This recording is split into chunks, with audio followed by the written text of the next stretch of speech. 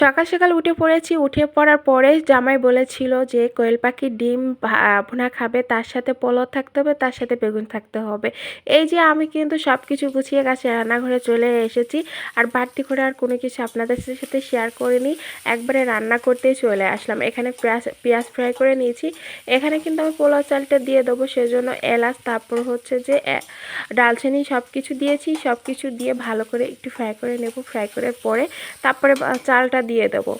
আর আমার কাছে কিন্তু কড়াইতে ভাজি করলে আমার বেশি ভালো হয়, আমার কাছে সুবিধা হয়, সেজন্য আমি কিন্তু সবসময় কড়াইতে ভাজি করে থাকি। কেউ কিছু মনে করবেন না, আর ভালো না লাগলে অ্যাভয়েড করবেন। যাই হোক, এই যে আমি কিন্তু খুব ভালো করে কিন্তু কড়াইতে হচ্ছে চালটা ভাজি করে নিয়েছি। চালটা ভাজি করার পরে তারপর রাইস কুকারে দিয়ে দেবো। আর আমার কাছে বেশি ভালো লাগে কড়াইতে ভাজি করতে চাল, কারণ হাঁড়ির ভিতরে যদি করা হয়, যে কোনো কিছু সসপ্যানে হোক যদি করা হয়, আমি খুব বেশি একটা ভালো পারি না।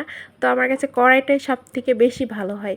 তো যাই হোক, সারাদিন কারেন্ট ছিল না। কারেন্ট না থাকার কারণে রান্নাটা করতেও একটু দেরি হয়ে গিয়েছিল। আর কারেন্টে যে কী পরিমাণ ডিস্টার্ব করে বলার না, ভিডিও করতে গেলে তো অসুবিধা হয়ে যায়।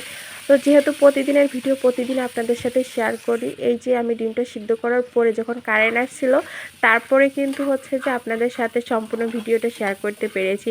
না আসলে কিন্তু খুব ভালো কিন্তু দেখা যেত না। তো যাই হোক, আমি কিন্তু ভাতটা উঠিয়ে দিয়েছি। এখন ডিমটা ফ্রাই করে উঠিয়ে নেব। তারপরে কিন্তু ডিমটা ভুনা করব। তারপরে হচ্ছে যে বেগুন ভাজি করব। কথা বলতে বলতে তো অনেক কথা বলে ফেলালাম। আর এই যে কি পরিমাণ ঠান্ডা পড়ছে তা বলার না, প্রচণ্ড পরিমাণ বাতাস, তার সাথে কিন্তু ঠান্ডা পড়ছে। তো আপনাদের ওখানে কেমন ঠান্ডা পড়ছে অবশ্যই জানাবেন। আর এই যে সরিষার তেল দিয়ে দিলাম। সরিষার তেল দিয়ে তারপরে কিন্তু হচ্ছে যে পেঁয়াজ বাটা, রসুন বাটা দিয়েছি। আর সম্পূর্ণ আমি বাসায় মশলাটা গুঁড়ো করে রাখি। আর আমার কাছে সুবিধা হয়, বাইরের থেকে মশলাটা না কিনেই আমি বাসায় এরকম করে মশলা বানিয়ে, মানে মরিচের গুঁড়া হোক, জিরা হোক, তারপর হচ্ছে যে মশলা হোক, সব কিছুই আমি বাসায় তৈরি করে রাখি। আমার কাছে বেশি ভালো লাগে। তো যাই হোক, এই যে আমি কিন্তু ভালো করে কষিয়ে নিলাম। কষিয়ে তারপরও কিন্তু আমি এখন ঝোলের পানিটা দিয়ে দিব।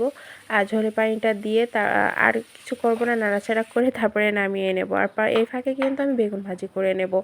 আর বেগুনটা কিন্তু আমি সাদা তেল দিয়ে ভাজি করছি। যাই হোক, যখন যেটা পাচ্ছি হাতের কাছে তখন সেটা দিয়ে ভাজি করা শুরু করে দিচ্ছি, রান্নাটাও করে নিচ্ছি। আর যে কথা বলতে বলতে অনেক কথা বলে ফেলালাম। আর এদিকে কিন্তু আমার ভাতটাও কিন্তু হয়ে গেছে। আর এই ফাঁকে কিন্তু আমার সাহেলের বাবাও চলে এসেছে, খাওয়ার জন্য বসে আছে। কিন্তু আমার রান্নাটা কমপ্লিট, বেগুনটা ভাজি করলেই হয়ে যায়। তো বেগুন ভাজিতে কিন্তু এই বেগুনটা আমার কাছে অনেক পছন্দের, অনেকটা বড় হয়, মানে লাউর মতো বড় হয়। আর এটা কিন্তু প্রচুর পরিমাণ সফট হয়, ভাজতেও কিন্তু বেশ ভালো লাগে, আর অনেকটা স্বাদ লাগে এই বেগুনটা খাইতে। তো যাই হোক, আমার রান্নাবান্নাটা কমপ্লিট হয়ে গেছে। আজকের মতো এই পর্যন্তই। ভালো থাকবেন সবাই। আল্লাহ হাফেজ।